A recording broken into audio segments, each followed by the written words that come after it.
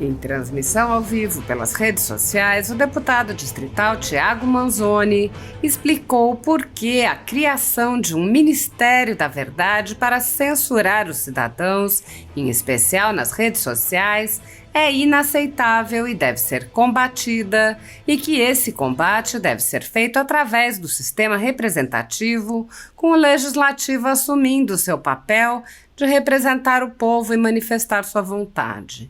O deputado expôs. Essa semana, o TSE informou que vai dizer o que é fake news, o que é democrático, o que é antidemocrático nas próximas eleições e que todo site que tiver alguma postagem que, segundo o entendimento do próprio TSE, é antidemocrático ou contém alguma fake news, o TSE vai mandar tirar o site do ar. Há uma internauta que apontou a semelhança com o Ministério da Verdade, descrito por Orwell. Manzoni respondeu: é isso. Tiago Manzoni alertou sobre a importância de manter a liberdade dos cidadãos, dizendo: a partir do momento em que nós transferimos a responsabilidade para o Estado ou que nós permitimos que o Estado assuma a responsabilidade de dizer o que é verdade, o que não é verdade, nós estamos entrando na mais escura, na mais tenebrosa das ditaduras. O deputado explicou, porque a partir de então, as pessoas vão sofrer sanções por aquilo que elas falam, por aquilo que elas acreditam. É nesse caminho que o Brasil está entrando. Manzoni ponderou que mentiras existem nas redes sociais e também fora delas e sempre existirão. Ele disse: a mentira sempre existiu, sempre teve gente mentirosa. Boato sempre existiu, isso é comum na história da humanidade. O que não existia antes, ou pelo menos não existia no Brasil, era um grupo de pessoas que faz uma triagem, um filtro, e que dizia para os outros em que os outros poderiam acreditar ou não, e qual opinião poderia ser verbalizada ou não. E o momento que nós vivemos no Brasil hoje é um momento em que nem tudo pode ser dito e nem todo pensamento pode ser pensado. Então, existem pessoas no Brasil que têm o entendimento de que elas próprias é que vão determinar o que é verdade, o que não é verdade, o que pode ser dito e o que não pode ser dito, qual opinião pode ser emitida, qual opinião não pode ser emitida. E isso nós não podemos admitir. O deputado disse: por mais que eu discorde daquilo que alguém acredita, ou por mais que eu discorde daquilo que alguém fala, essa pessoa tem que ter o direito de falar o que ela quer dizer e tem que ter o direito de acreditar naquilo que ela quer acreditar.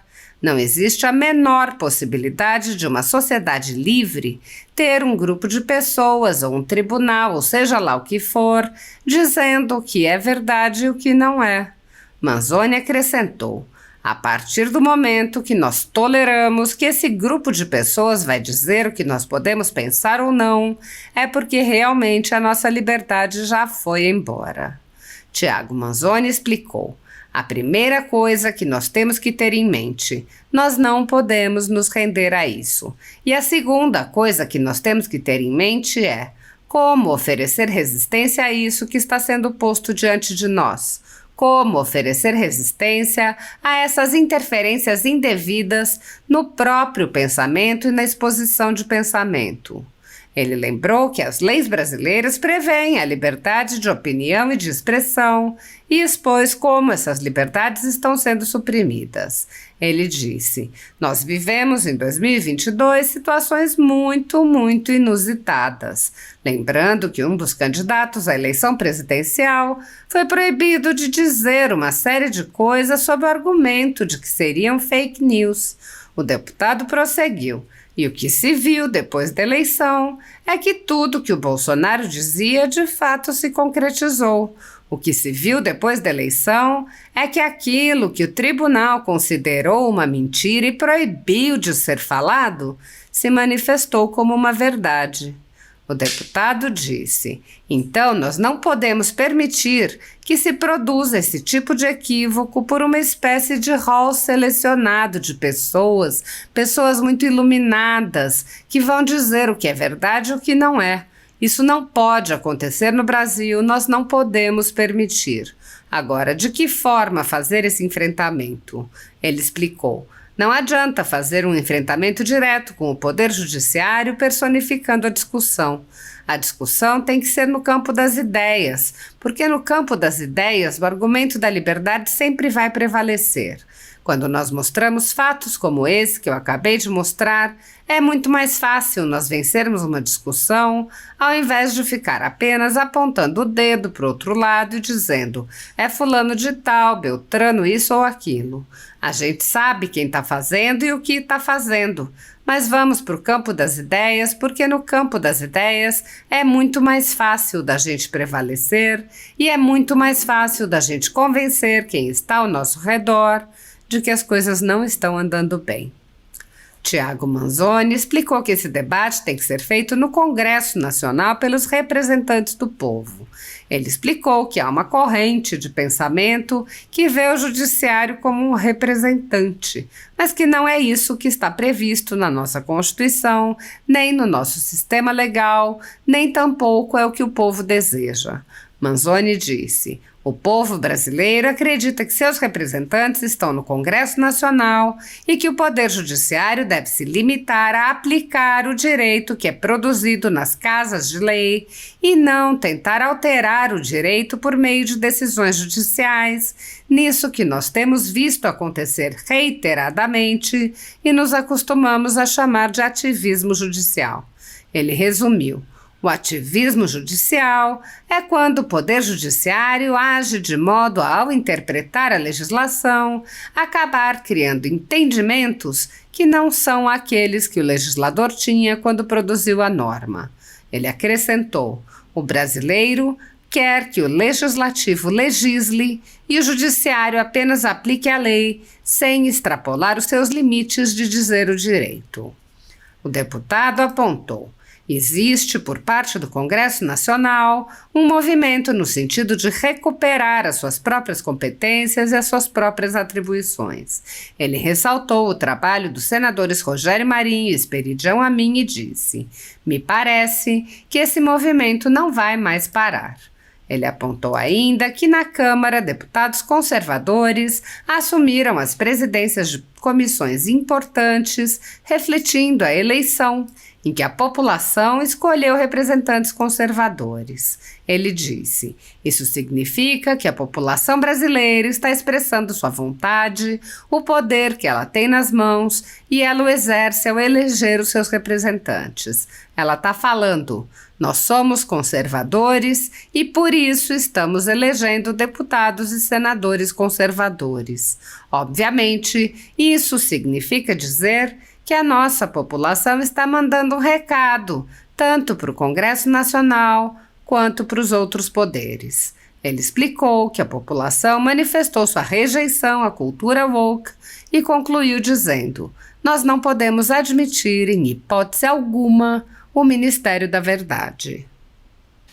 Apesar de alguns senadores agirem no limite de seus poderes para frear os atos autoritários de ministros das Cortes Superiores, a Casa Legislativa como um todo permanece cega, surda e muda, e indiferente aos ataques à democracia, graças ao seu presidente, Rodrigo Pacheco, que engaveta todos os pedidos de impeachment de ministros de Cortes Superiores que chegam às suas mãos.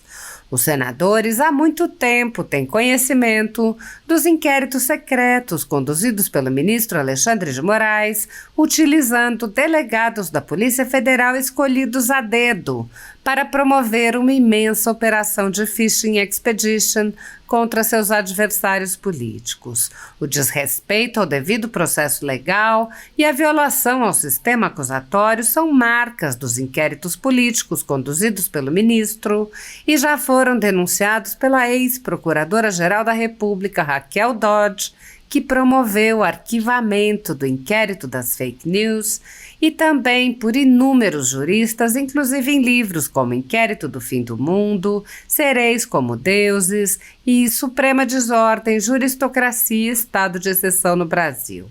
O ministro Alexandre de Moraes já foi chamado de xerife pelo então colega Marco Aurélio Mello pelos excessos cometidos em seus inquéritos. Até na imprensa internacional, as denúncias vêm se avolumando. O ministro Cássio Nunes Marques consignou em voto as violações de direitos humanos nas prisões em massa ordenadas por Moraes. Apesar das constantes denúncias, o Senado brasileiro segue inerte. Os senadores sabem sobre os jornais que foram estourados e tiveram todos os seus equipamentos apreendidos, como a Folha Política, e sabem sobre os jornalistas perseguidos, presos e exilados. Os senadores não apenas foram informados sobre a invasão de residências de cidadãos e apreensão de bens, mas também viram sem qualquer reação operações contra seus próprios membros, o senador Harold de Oliveira e o senador Marcos Duval. Os senadores sabem que muitos meios de comunicação vêm sendo censurados há muito tempo. Os senadores souberam sobre a prisão do deputado Daniel Silveira em pleno exercício do mandato por palavras em um vídeo. Os senadores sabem que o ex-deputado voltou a ser preso por supostas violações a medidas cautelares que foram impostas em um processo que tinha sido extinto pela graça presidencial.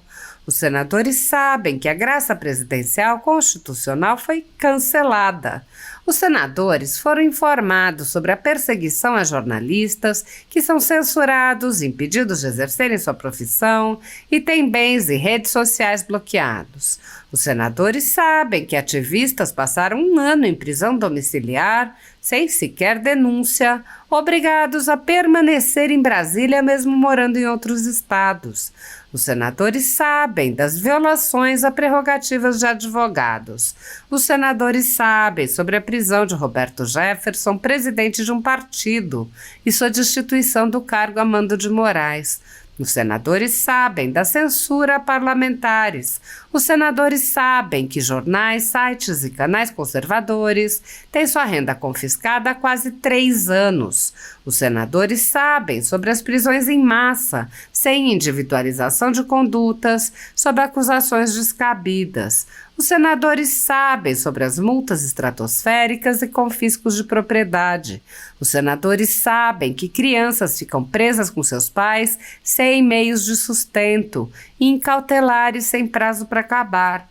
Os senadores sabem que Clériston Pereira da Cunha morreu no cárcere com um pedido de soltura, aguardando que o ministro se dignasse a apreciar.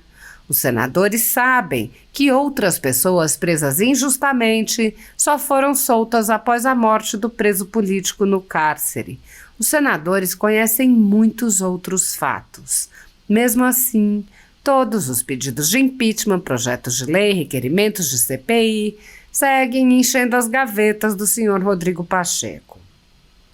Há quase 5 anos, o ministro Alexandre de Moraes conduz em segredo de justiça inquéritos políticos direcionados a seus adversários políticos.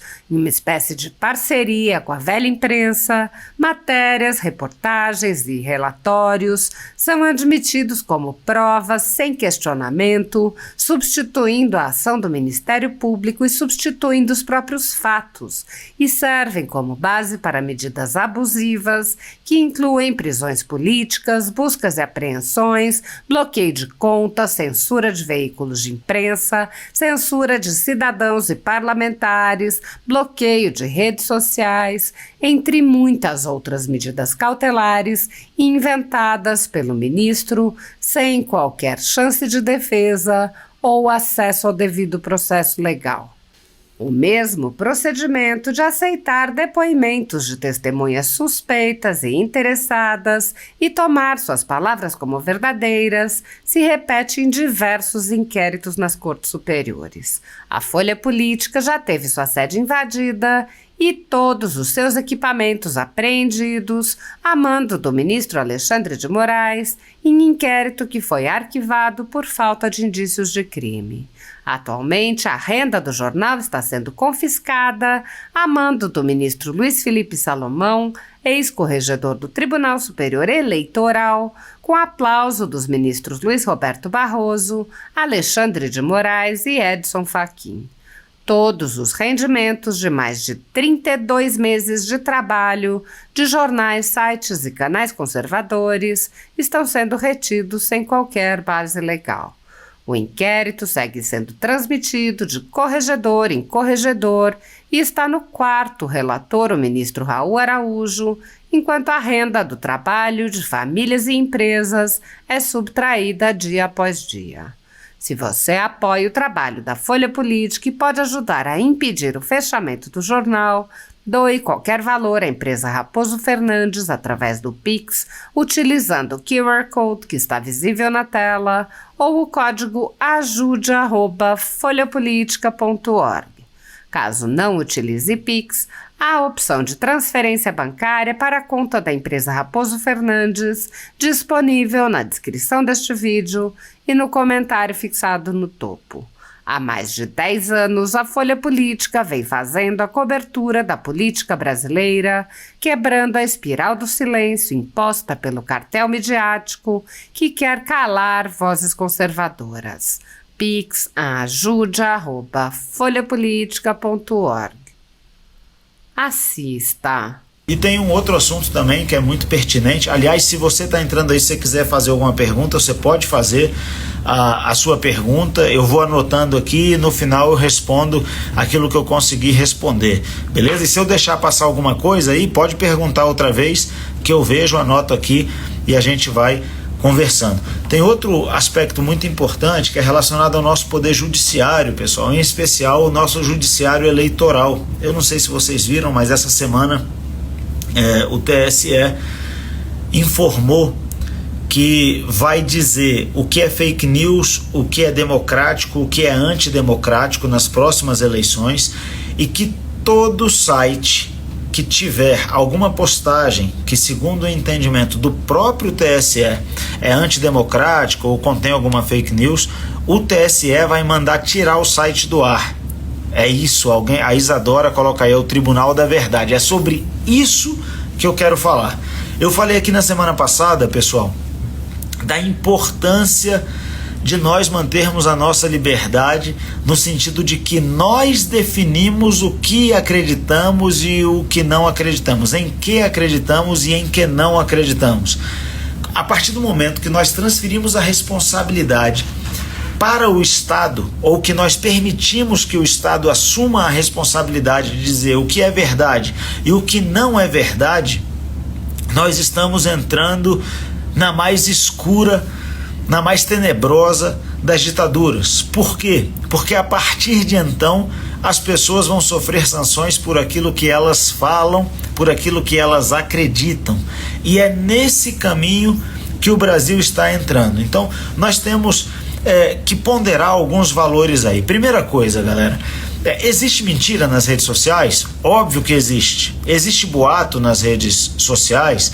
É óbvio que existe. Alguém fala aí que a liberdade acabou faz tempo. As coisas estão realmente complicadas. Mas existe mentira na rede social? Existe boato na rede social? Existe boato no WhatsApp? É óbvio que existe. Lógico que existe. Isso sempre existiu na história da humanidade. Isso não foi inventado com o WhatsApp. A mentira sempre existiu, sempre teve gente mentirosa. Boato sempre existiu. Isso é comum na história da humanidade.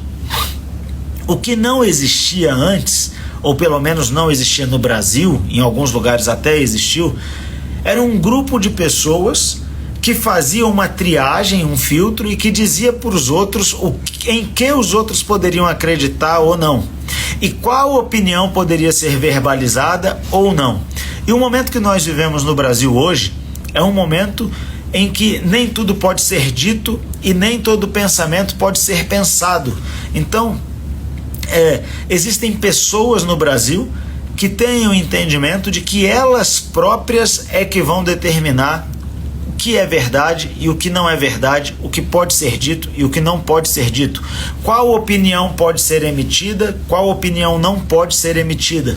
E isso, pessoal, nós não podemos admitir, né? Por mais que eu discorde daquilo que alguém acredita, ou por mais que eu discorde daquilo que alguém fala, essa pessoa tem que ter o direito de falar o que ela quer dizer. E tem que ter o direito de acreditar naquilo que ela quer acreditar. Não existe a menor possibilidade de uma sociedade livre ter um grupo de pessoas ou um tribunal, ou seja lá o que for, dizendo o que é verdade e o que não é. E isso, galera, não diz respeito somente a eleições. Eu não estou falando estritamente com relação a eleições, e eu não estou falando de partido político A ou partido político B. Eu não estou falando de viés ideológico aqui. Eu estou falando da nossa liberdade como cidadãos. Não existe a menor possibilidade de um país livre tolerar que um grupo de pessoas diga o que se pode pensar. A partir do momento que nós toleramos que esse grupo de pessoas vai dizer o que nós podemos pensar ou não, é porque realmente a nossa liberdade já foi embora, como disse alguém aí nos comentários. Então, o momento que nós vivemos no Brasil, e eu estou falando do Brasil porque nós estamos aqui, mas isso está espalhado ao redor do mundo, é um momento muito grave, porque há ideias que são aceitas pelas pessoas que determinam o que pode ser pensado ou não, e ideias que não são aceitas. Isso tem acontecido em vários países, e nós aqui no Brasil não podemos admitir que isso aconteça na nossa nação ou continue a acontecer na nossa nação. Então, o Marcos diz aí, os próprios parlamentares estão sendo censurados, já os professores podem militar em sala de aula. Essa é uma grande discussão, uma discussão que vale a pena. Então, a primeira coisa que nós temos que ter em mente, nós não podemos nos render a isso. A segunda coisa que nós temos que ter em mente é como oferecer resistência a isso que está sendo posto diante de nós.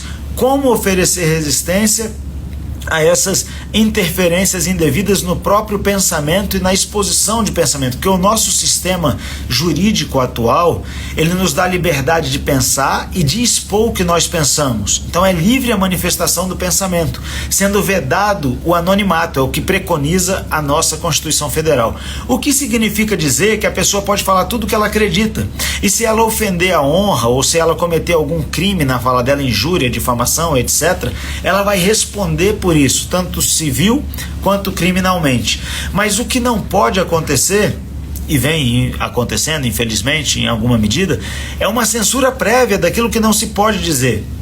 E aí eu vou voltar um pouquinho no tempo para que a gente volte para o nosso período pré-eleitoral lá em 2022. Nós vivemos em 2022 situações muito inusitadas.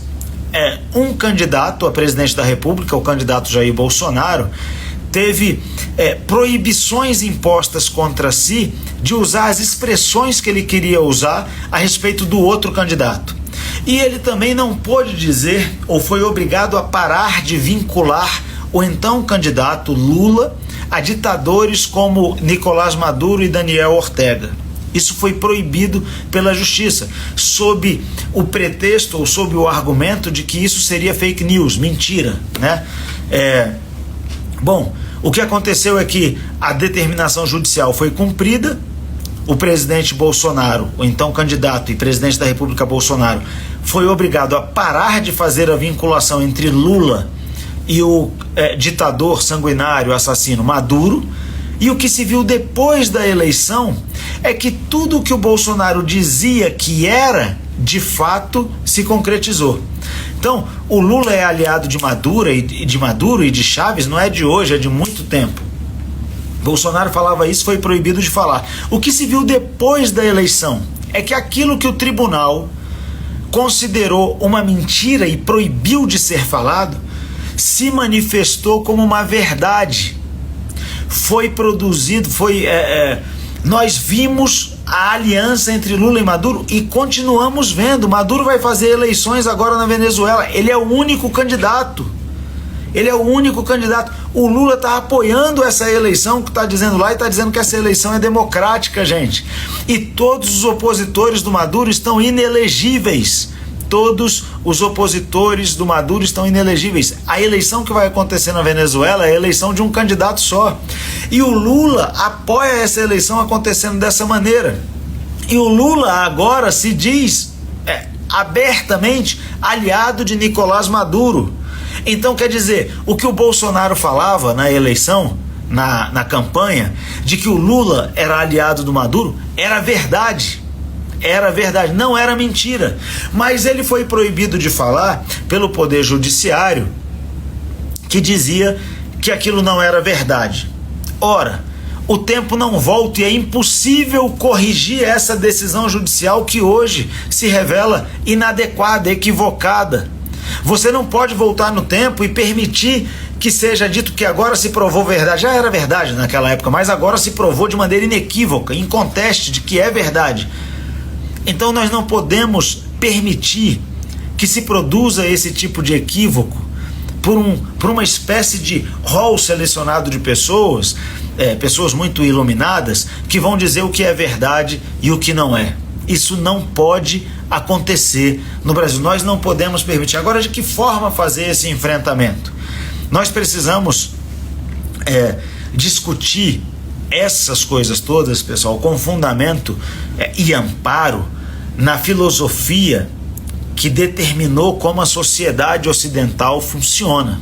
Então não adianta fazer um enfrentamento, ou continuar a fazer um enfrentamento direto com o Poder Judiciário, personificando a discussão. A discussão tem que ser no campo das ideias, porque no campo das ideias o argumento da liberdade sempre vai prevalecer. Quando nós mostramos fatos como esse fato que eu acabei de mostrar, é muito mais fácil nós vencermos uma discussão, ao invés de ficar apenas apontando o dedo para o outro lado e dizendo fulano de tal, Beltrano, isso, aquilo. Pô, velho, beleza. Tá bom, a gente sabe quem está fazendo e o que está fazendo, mas vamos para o campo das ideias, porque no campo das ideias é muito mais fácil da gente prevalecer e é muito mais fácil da gente convencer quem está ao nosso redor de que as coisas não estão andando bem. Eu dou outro exemplo, agora indo para o Poder Legislativo, eu dou outro exemplo de que a população brasileira é conservadora e elegeu um Congresso conservador, e de que esses enfrentamentos ideológicos têm como local para acontecer a arena política. É o Congresso Nacional, são as casas legislativas estaduais. Lá nesses locais é que esse enfrentamento político ideológico deve acontecer, e não nos tribunais. E aí a população faz a sua avaliação do que está acontecendo. Então agora no nosso Congresso Nacional há duas correntes ideológicas sendo postas diante do Brasil. Uma corrente ideológica quer manter como crime o porte e o uso de drogas ilícitas, e outra corrente ideológica, essa minoritária, quer liberar. Aonde é o local para se discutir isso? Pessoal, não é nos tribunais, porque quem faz leis, quem tem o poder de legislar, é o nosso poder legislativo, foi eleito para isso.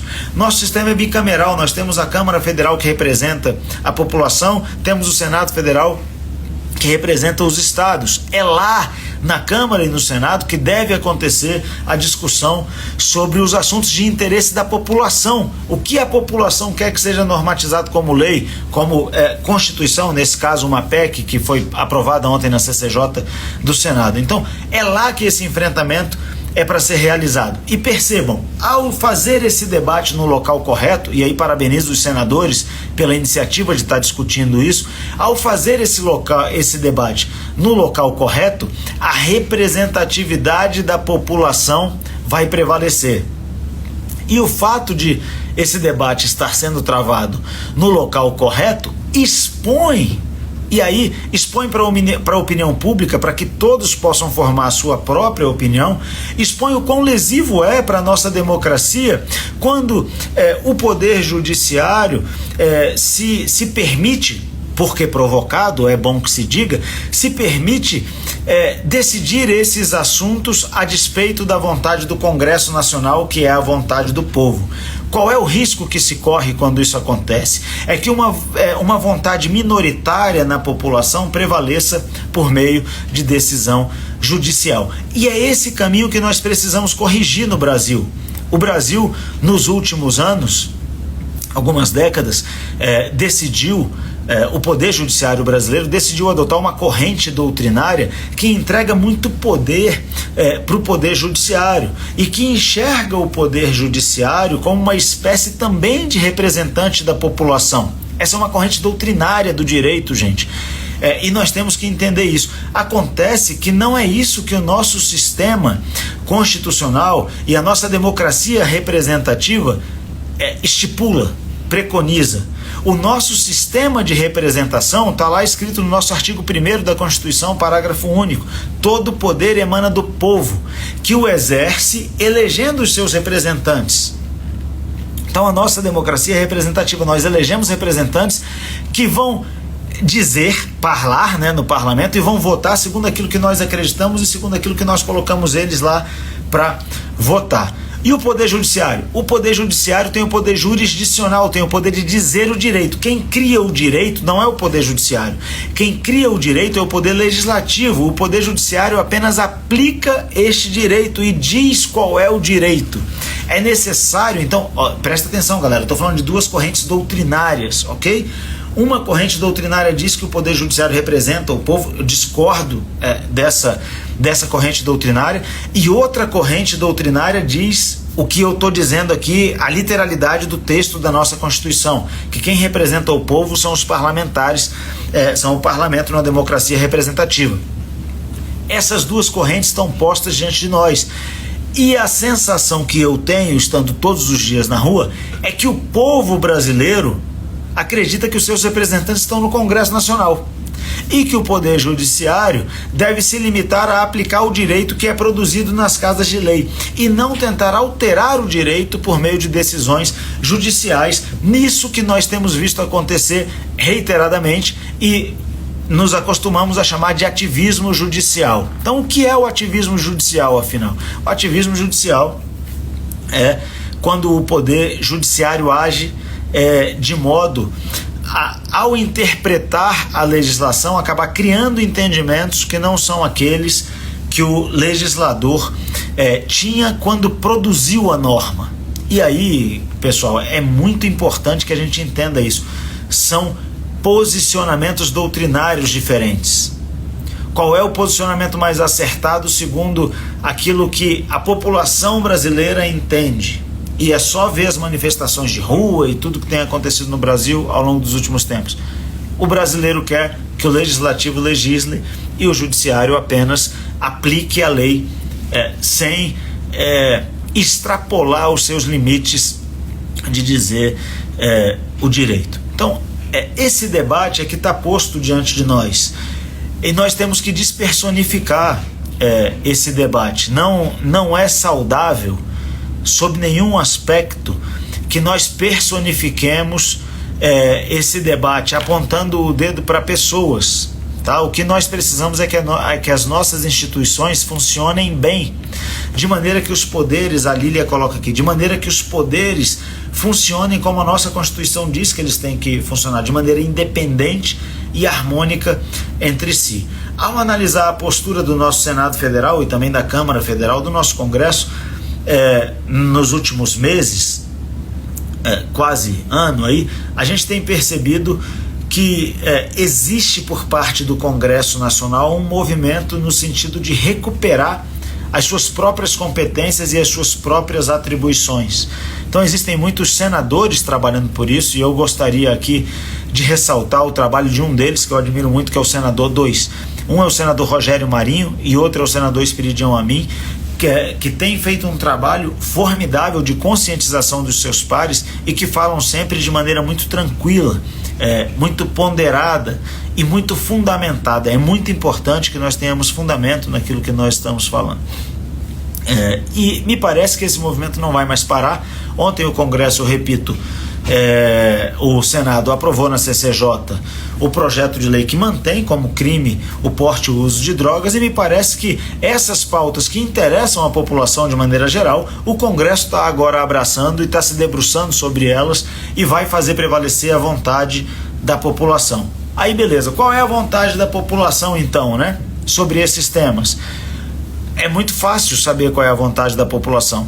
É só olhar para os votos analisar a votação que foi dada para eleger deputados e senadores em 2022, além, obviamente, de governadores, etc., e ver que o Congresso Nacional é majoritariamente, amplamente, formado por conservadores. Isso significa que a população brasileira está expressando a sua vontade, o poder que ela tem nas mãos, e ela o exerce ao eleger os seus representantes. Ela está falando: nós somos conservadores e por isso estamos elegendo deputados e senadores conservadores. Obviamente, isso significa dizer que a nossa população está mandando um recado tanto para o Congresso Nacional quanto para os outros poderes. Olha, nós queremos que a janela das políticas eleitorais, políticas públicas, ela seja movida da esquerda, dessa cultura woke, para a direita. O que a população está dizendo é: nós não toleramos mais a cultura woke, nós queremos que essa janela seja movida, essa janela de políticas públicas seja movida para a direita, porque nós brasileiros somos conservadores, nós somos o maior país católico do mundo, e por sermos conservadores, a segunda religião é a religião evangélica, a terceira é a religião espírita, por sermos conservadores, o conservadorismo ele emerge de uma dimensão transcendente e também da nossa ordem interior. Isso tem uma vinculação, nos faz conservadores. O Mineirinho me pergunta quando é que nós vamos fazer outro movimento, eu já respondo. E por sermos conservadores, estamos elegendo a galera conservadora. Então nós temos que fazer com que essa janela se mova. E ao analisar a eleição, direito social e tal, daqui a pouco eu falo disso, e ao analisar a eleição das comissões lá na Câmara Federal, quando nós vemos políticos conservadores de direita ocupando a comissão talvez a mais importante da Câmara Federal, a CCJ, que é a deputada Carol Detoni, a Comissão de Educação sendo presidida pelo deputado Nicolas Ferreira, que é o deputado mais votado do Brasil com 1,5 milhão de votos, outras comissões sendo ocupadas por parlamentares de direita, parlamentares conservadores. Ao analisar tudo isso, nós vemos essa janela se movendo. Então esse debate precisa ser feito, gente, com equilíbrio, com moderação e com verdade. Com equilíbrio, com moderação e com verdade, beleza? Então esse é o posicionamento que eu queria externar. Nós não podemos admitir em hipótese alguma o Ministério da Verdade e temos que fazer essa discussão com equilíbrio, com moderação e sempre com a verdade, beleza?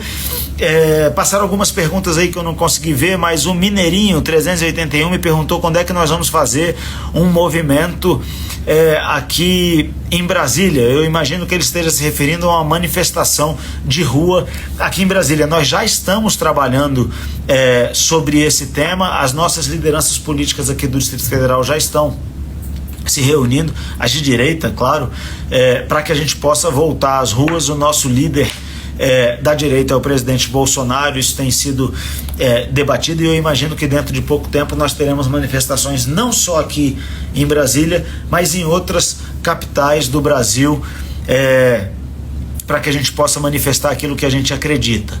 Bom, as pautas dessa manifestação, dessas manifestações são imprescindíveis. Eu não sei quem falou de pauta aqui, mas algumas pautas a gente precisa levar para essas manifestações. É importantíssimo que nós tenhamos boas pautas. Vamos lá, galera. Primeira coisa que eu acredito, aqui vou dar meu posicionamento pessoal, tá? Sobre as pautas dessas manifestações. Primeira coisa, o Brasil está sendo desgovernado pelo Lula. Lula já cometeu uma série de crimes de responsabilidade. Um deles foi colocar o Brasil no centro do conflito entre Israel e Hamas, tirando o Brasil da sua neutralidade, o que é descrito pela nossa legislação como crime de responsabilidade. O pedido de impeachment sobre esse assunto já foi efetuado, já foi redigido, não sei se ele já foi protocolado, mas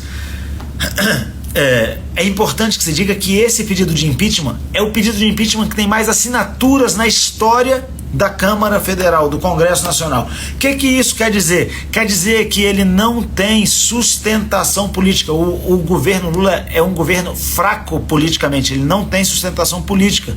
O maior partido na Câmara Federal hoje é o PL, partido de oposição ao governo Lula. De modo que, ao se unir a baixa adesão popular do PT, e isso ficou muito claro no último dia 8 de março, quando o PT convocou manifestação para a Avenida Paulista e não deu nem 1.000 pessoas. Eles não têm apoio da população.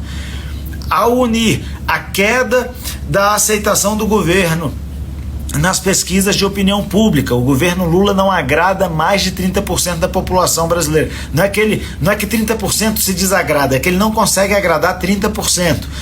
Essa queda de aceitação, e eu até acho difícil que ele tenha essa aceitação toda, porque quando Bolsonaro sai na rua, Bolsonaro é ovacionado, vai um monte de gente atrás de Bolsonaro, todo mundo quer encostar nele, quer abraçar ele, quer uma foto com ele. Ele é o maior líder político brasileiro, eu não tenho dúvida. Mas não é só isso. Do outro lado tem alguém que não pode sair na rua. O Lula não pode sair na rua. Então, eu acho que ele não tem popularidade nenhuma. Sem popularidade, sem força no Congresso Nacional, que é o que acontece hoje com o governo Lula, dificilmente ele consegue se manter no cargo.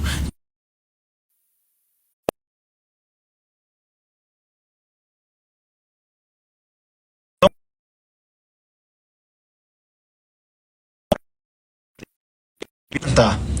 As outras pautas, eu penso que uma das pautas importantíssimas é a pauta da liberdade. Nós precisamos no Brasil ter liberdade de pensar, liberdade de falar, e acho que essa é outra pauta imprescindível. E como nós já tivemos uma manifestação na Avenida Paulista, que basicamente foi uma manifestação por liberdade, e reuniu 750.000 pessoas, eu acho que isso não pode sair do nosso radar jamais. Tanto mais quando nós somos governados por um governo aliado de ditadores como Nicolás Maduro e Daniel Ortega. Então a liberdade é sempre e sempre será uma pauta das nossas manifestações. Repito o que falei há pouco para vocês. Eu acredito que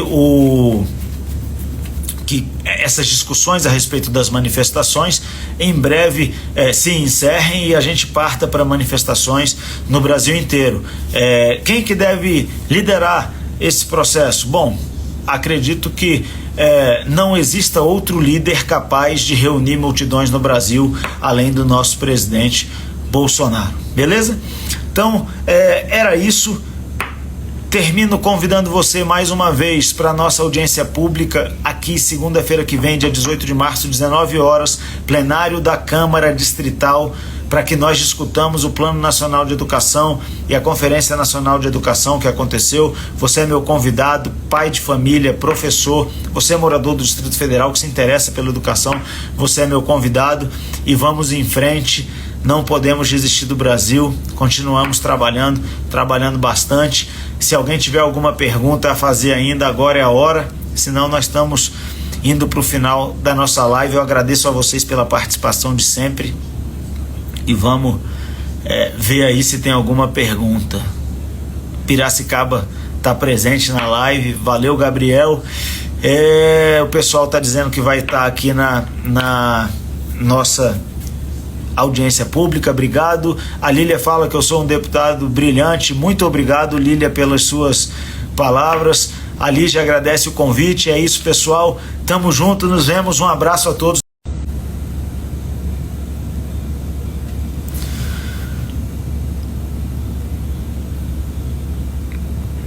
Boa tarde pessoal, nós vamos para nossa live dessa semana. Recebemos algumas perguntas naquela caixinha que a gente abriu para a gente poder estar respondendo. Vou esperar só um pouquinho aí enquanto a galera vai entrando na live. A gente tem alguns assuntos que são prioritários para tratar. Toda quinta-feira, 17 horas, a gente está fazendo nossa live. O pessoal está entrando. Eu começo a falar sobre o assunto mais importante que a gente tem nesse momento aqui na CLDF. Talvez seja o assunto mais importante do Brasil nesse momento. O Matheus já entrou aí, estamos juntos. Brasil sem aborto, isso é importantíssimo. talvez essa seja a batalha das batalhas, né? A guerra das guerras, como diz o nosso senador Girão. Mas nós temos uma outra pauta, galera, que é importantíssima e que está sendo discutida no Brasil inteiro, está sendo discutida aqui na CLDF também, que é a Conferência Nacional de Educação, na verdade o Plano Nacional de Educação, PNE, que vai valer pelos próximos 10 anos. Nós estamos há algumas semanas discutindo isso. Isso é importantíssimo porque isso vai selar o destino da educação dessa geração. O aluno, por exemplo, que está entrando no ensino fundamental agora, ele vai ter por todos os anos do seu ensino fundamental, ele vai ter o regramento estabelecido por esse Plano Nacional de Educação. Eu lembro a você que o nosso deputado federal Nicolas Ferreira, ao falar sobre esse Plano Nacional de Educação, o PNE, ele falou que o Plano Nacional poderia ser Plano Nacional de Esquerdização tranquilamente, mantendo a sigla. Por quê? Porque, na verdade, o que foi produzido na Conferência Nacional de Educação, eu falei disso aqui na Câmara esses dias, é um panfleto ideológico, um panfleto identitário, um panfleto de esquerda. E nós temos feito um trabalho aqui de conscientização dos pais e mães, nós temos feito um trabalho junto aos professores do Distrito Federal, nós temos feito esse trabalho também com os parlamentares, porque nós não podemos admitir que esse plano seja executado, né? Que esse plano entre em ação. E a fim de discutir o que está ali nesse documento do Plano Nacional de Educação, a gente marcou uma audiência pública aqui na Câmara Distrital na segunda-feira que vem às 19 horas. Então você, desde já, é meu convidado para que a gente possa discutir o Plano Nacional de Educação aqui na Câmara Legislativa do Distrito Federal, segunda-feira agora próxima, dia 18 de março, às 19 horas no plenário aqui da CLDF. Você é nosso convidado e a gente vai estar aqui discutindo, é uma audiência pública, então eu peço a você que vem, que você leia o documento, está disponível lá em thiagomanzoni.com.br, te peço para ler esse documento, te peço para estudar o que está escrito ali, para que a gente possa, no dia 18, na segunda-feira, discutir com embasamento. Não é sobre aquilo que a gente acha, não é sobre aquilo que a gente acredita que esteja lá, é sobre o que de fato está e sobre o que pode ser feito para que nós evitemos que isso vire um plano nacional que vai atingir aí a todas as nossas crianças na escola. Então, dia 18 nós estaremos discutindo isso aqui na Câmara Distrital, você é meu convidado.